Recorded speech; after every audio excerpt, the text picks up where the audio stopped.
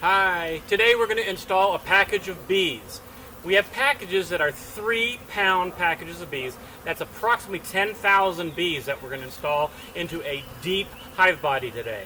There's a number of different ways to do this, and none of them are necessarily right or wrong. This is just the way that I tend to use it. It's been very successful for me, so I hope you enjoy it. If you have any questions, make sure you let us know.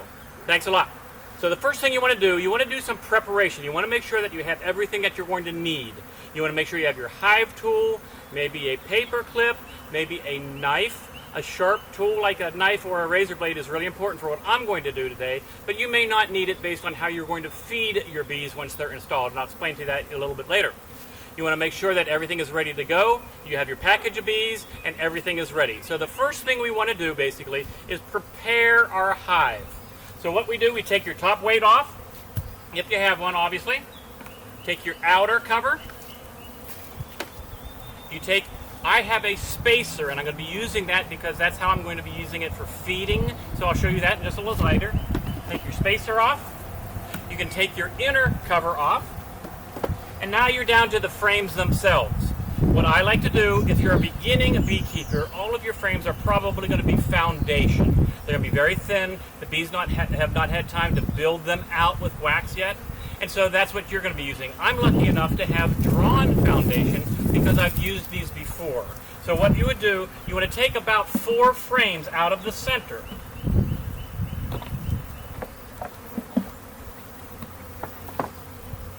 And it leaves a nice good space there for them, okay? The next thing you want to do, you want to prepare one frame that's actually going to be the home of the queen temporarily. So we're going to grab one frame. This particular frame, as I mentioned, is drawn out so they have comb on both sides. And you want to get a rubber band and put it over the frame like so. And what I'm going to do, I'm going to actually install the queen by using this. And I'll put this aside right now because we don't need it quite yet, but we will in just a second. So once we have all that, we're only missing a couple things. We need to put a queen in and we need to put some bees in. So the first thing you're going to do, you're going to have a package. This is a 3-pound package of bees. Like I mentioned, it's going to have approximately 10,000 bees in it, plus a queen.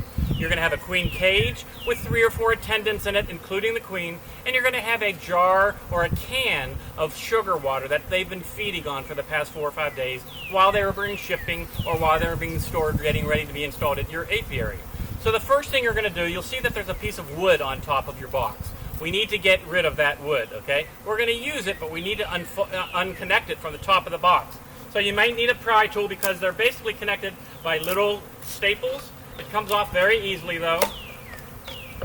There's typically 4 staples in it. Take that off. Now, once we take this off, the bees can't come out yet because there's a top of a can here, and there's this disc, which happens to be the top of the queen cage, which we're going to take off next. Once we take that out, they will have some access to come out, so we'll cover that hole so they aren't flying around while we inspect for the queen. So we're going to take that little disc, get it started, and there should be some bees kind of hanging on it. We're going to shake them just a little bit, and then we'll just cover that hole again, okay? They don't come out angrily, they just come out. We want to check to make sure that the queen is in there. If she's marked, we want to make sure she's marked. And either though, we want to make sure that she's alive because it could have been 3 or 4 days since installation. We want to make sure nothing has happened to her. So we look in the box, and I do definitely see her. She has a blue dot on her this year.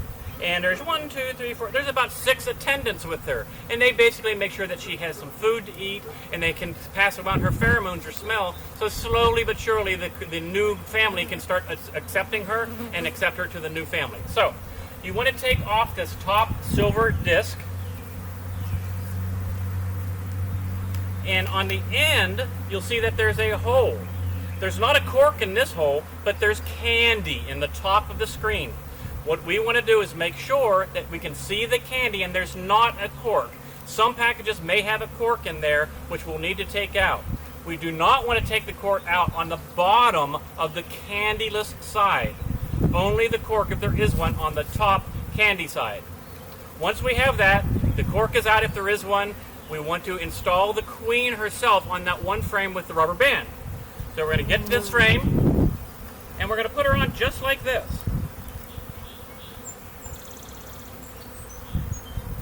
That looks pretty simple, but it's very important for a couple reasons. Number one, we want to make sure that the screen mesh is facing to the side and not against the foundation or the frame, and not the other way facing the other frame. We want to make sure that she has a good chance to breathe, and we also want to make sure that the other bees can come up and attend to her and get her pheromone so they can make sure that they accept her for the colony. Make sure that's important. That's an important thing. Make sure that the screen is not blocked.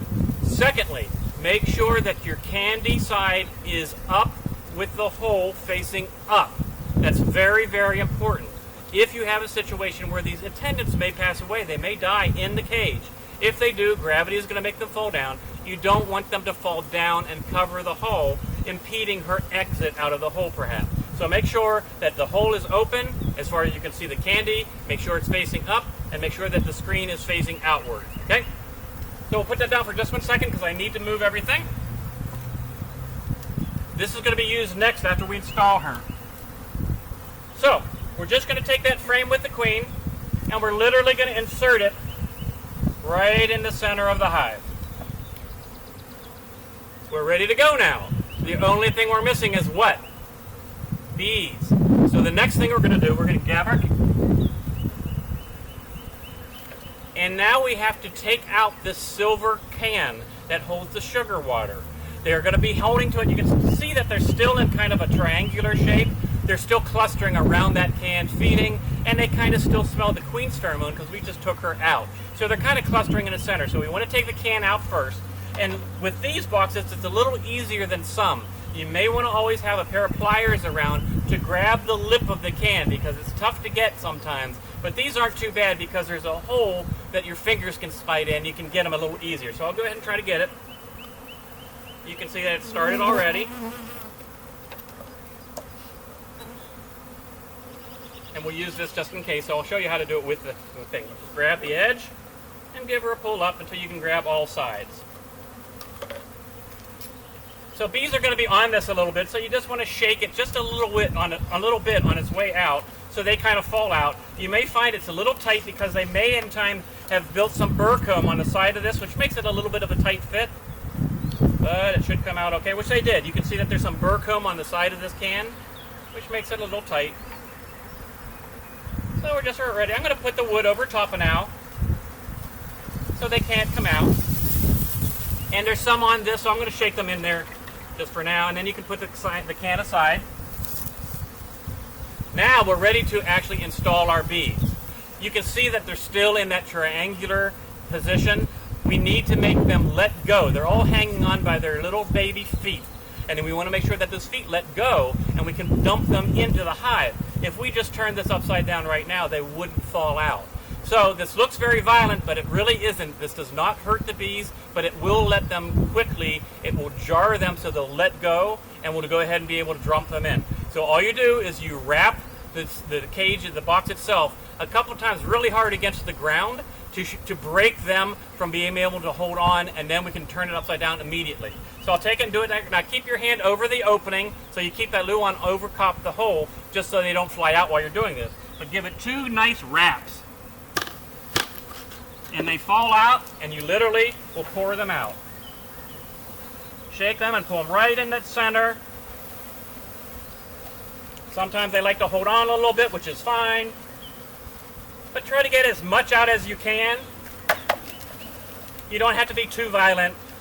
There's going to be a number of bees that may stay inside the box, which is fine. Just take the box and lean it up to the front of the hive. And they'll come in, they'll smell the queen, and they'll go back in. So now we have a box of bees and a queen. We need to replace our frames. So all you do is get your frame and lightly and slowly put it back into the box, pushing it up against that queen cage. Don't squish any bees. Shake this so they kind of get out of the way, and then it will slowly sink as they get out of the way. We have another frame to put in, same way. Just let it go nice and slow. It's perfect. And we have one more frame to go in.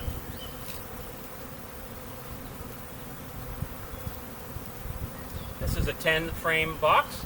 If you have 10 frames, you can put the 10 frames in. If you feel that they're too crowded, you can put 9 frames in, but you have to remember, you have to put a 10th frame in about 4 or 5 days or so. Don't leave it with only 9 frames in your brood box. Make sure they have some space here.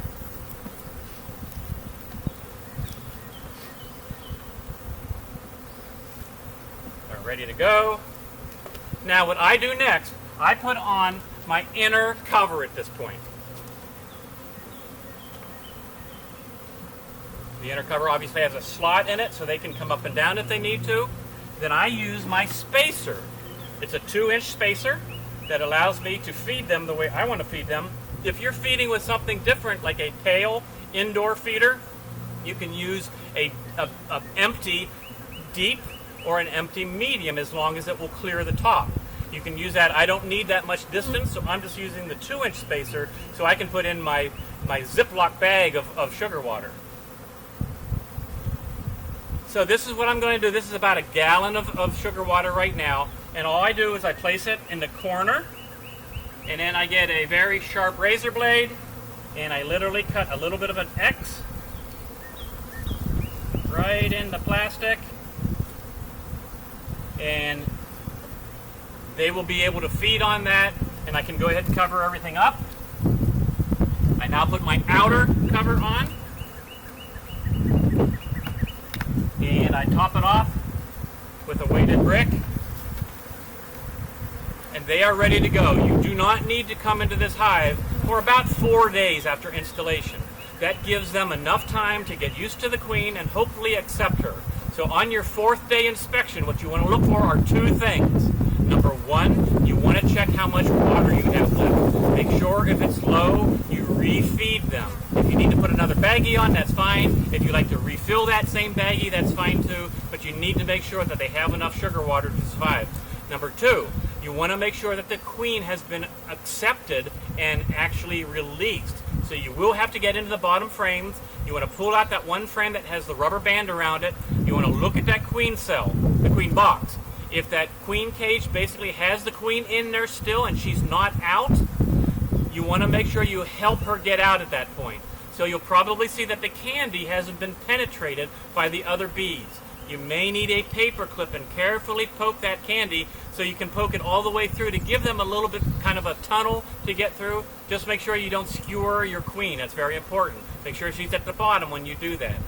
If she's out and there's nobody in there, there could be some adjacent bees, some attendant bees that might still be in the box. That's fine. But if you see that she's out and has been released, just take your queen box off and your rubber band off, put everything back together, and you're a go. At that point, you really only have to visit the hive probably every 4 days or so, just to make sure that she has enough water, they have enough sugar water to survive. You want to feed them as long as they take the sugar water. As long as they take it is fine. If they decide that they have plenty of nectar outside to forage on, you can take the sugar water off. Also, you want to make sure that if you can see eggs within 5 or 6 or 7 days, that would be awesome if you have drawn foundation. If you don't, you won't see eggs for a while because it takes them a lot of energy to make and draw out that comb. So it may take up to 3 or 4 weeks before you actually see that your queen is actually laying, because they need sugar water to make the honey to make the wax to make the cells, and the cells to be able to lay in. So it may take some time, but you're on the way to beekeeping. Thanks a lot, guys.